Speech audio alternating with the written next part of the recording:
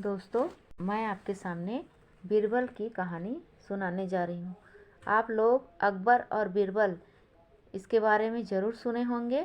अकबर जो बादशाह थे और बीरबल जो उनके मंत्री थे। तो उन्हीं के बारे में मैं आज आपको एक कहानी सुनाना चाहती हूँ। आप उसे ध्यान से सुनिए। जिस समय बालक बीरबल की आयु 15 साल की हुई, माता और पिता दोनों न मालूम किस अगोचर परदेश को चले गए। उस समय गरीब बीरबल के पास केवल 50 रुपये थे। पढ़े लिखे वे बहुत कम थे। खूब सोच समझकर बीरबल ने पान की दुकान खोली और वह भी किले के पास। उस समय बादशाह अकबर आगरे के किले में निवास कर रहे थे। गोस्वामी तुलसीदास जी को कैद करने के लिए वीर बजरंगी ने बादशाह को दिल्ली के किले से सदा के लिए निकल जाने का आज्ञा दे दिया था। अतः अकबर, जहांगीर और शाहजहां ने आगरे में ही रहकर राज्य किया था। औरंगजेब जरूर दिल्ली के किले में जाकर रहा था। सो हमेशा के लिए इस्लामी राज्य खत्म भी हो गया। बालक बीरबल अपनी पान की दुकान पर बैठा सुपारी काट रहा था और सरस्वती देवी मंत्र ओम ऐम ओम का जाप कर रहा था। आजकल के विद्यार्थी लोगों को सरस्वती माता का मंत्र ही मालूम नहीं है। जो विद्या का बीज मंत्र नहीं जानता और विद्या प्राप्त करना चाहता है, उसे विद्या का प्रेत कहा जाता है। बीरबल ने देखा कि किले से निकलकर एक मियाँ लपकता हुआ आ रहा है। वह मियाँ आकर दुकान के सामने खड़ा हो गया और बोला, पिंडी जी, आपके पास चूना है? बीरबल ने पूछा, कितना चाहिए? तो उन्होंने कहा कि पाव भर भीगा हुआ तड़ चूना चाहिए। तो उसने पूछा कि इतने चूने का क्या करोगे? आपके पास तड़ चूना कितना होगा? मेरी एक गगरी में 3 सेर चूना भीग रहा है। जितना चाहो ले जाओ, पर यह तो बताओ कि पाव भर चूने की क्यों ज़रूरत पड़ी? क्या बतलाऊं महाराज? बादशाह सलामत गुशल फरमाकर जो निकले तो मैंने पान पेश किया।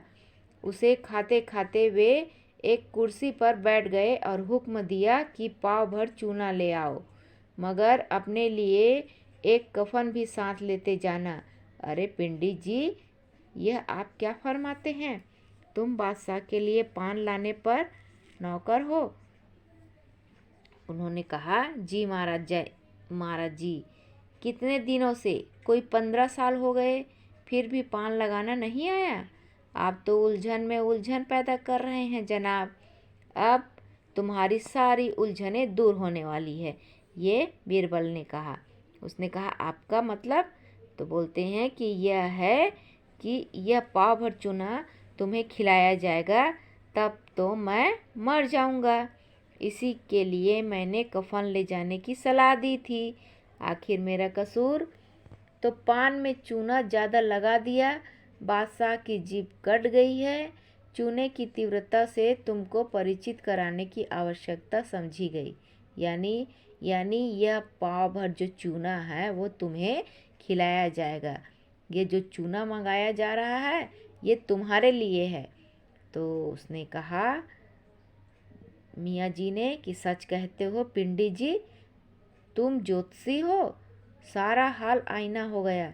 अल्लाह तुम्हें बरकत दे। अब मेरे बचने का भी तो कोई उपाय बताओ ज्योतिषी जी महाराज। तो उसने कहा कि 1 सेर घी लो, फिर चूना ले जाओ। अब बादशाह कहे चूना खाओ तो बेधड़क खा लेना।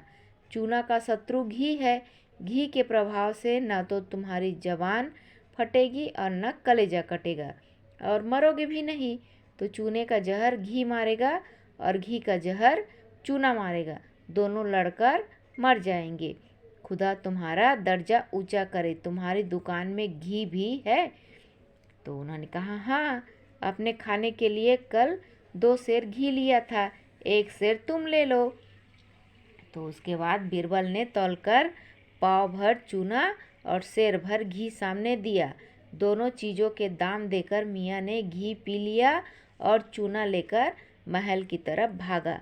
बादशाह ने पूछा, चूना लाए? तो कहता है, जी हाँ गरीब परवर।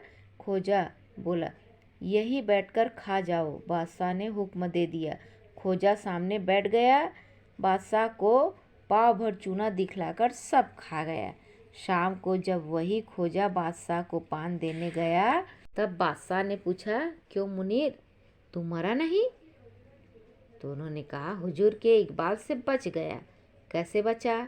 तो खोजा मुनीर ने बीरबल का सारा किस्सा बयां कर दिया। बादशाह ने कहा, कल दरबार में उस लड़के को हाजिर करो। सवेरा हुआ, दरबार लगा। खोजा गया और बीरबल को ले आया। बीरबल ने सलाम किया। बादशाह हंसे, फिर बोले, क्यों मियाँ लड़के, इस मरदूत खोजे को घी पीने की सलाह तुमने दी थी? बीरबल कहते हैं कि जी जहाँपना। क्यों? मैं समझ गया था कि इसने आपके पान में चूना ज़्यादा लगा दिया। तुम बहुत अक्लमंद मालूम पड़ते हो। सरस्वती जी की कृपा है गरीब परवर, ये बीरबल कहते हैं। तो तुम मेरे एक इम्तिहान में पास हुए हो।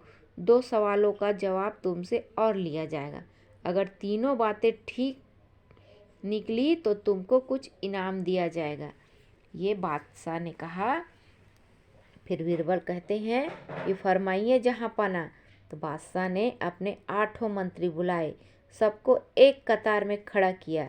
सबके अंत में बालक बीरबल को खड़ा किया। फिर बादशाह ने सब वजीरों से सवाल किया। 12 में से एक गया, क्या रहा? 8 वजीरों ने क्रमशः उत्तर दिया, 11 बाकी रहे हुजूर। मगर बीरबल की ओर इशारा किया। तब उसने कहा, कुछ भी नहीं बाकी रहा जहाँपना। तो पूछा, वह कैसे? बादशाह ने पूछा। तो बीरबल ने उत्तर दिया, 12 महीनों में से यदि सावन का 1 महीना निकाल दिया जाए तो पैदावार की सफाई हो जाएगी, अतः कुछ भी न रहा। बादशाह के प्रत्येक सवाल में एक रहस्य होना चाहिए। वजीरों से मामूली सवाल नहीं पूछा जाता।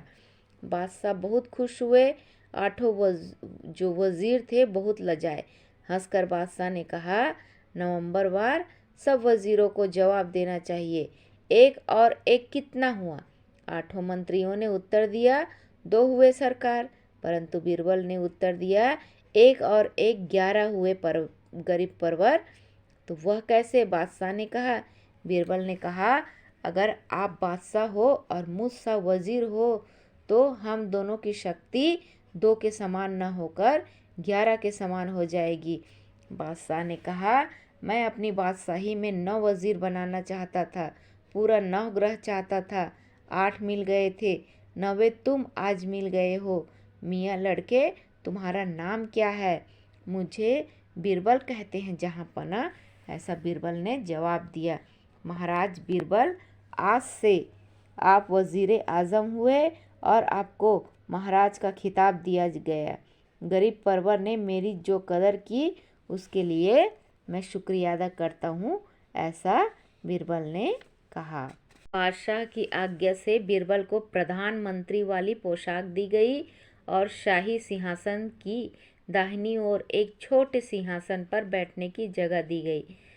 शेष 8 मंत्री उनके नीचे चौकियों पर बिठाए गए। यह बात सबको मालूम है कि अकबर और बीरबल का साथ बहुत दिनों तक रहा था। 36 साल तक दोनों में मित्रता रही और साथ रहा।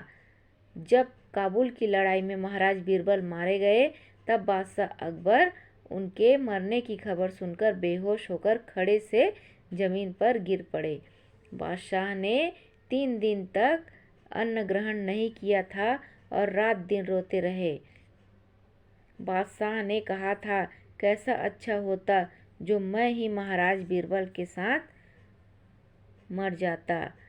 जिंदगी तो बीरबल के साथ गई, अब तो मौत के दिन पूरे कर रहा हूँ।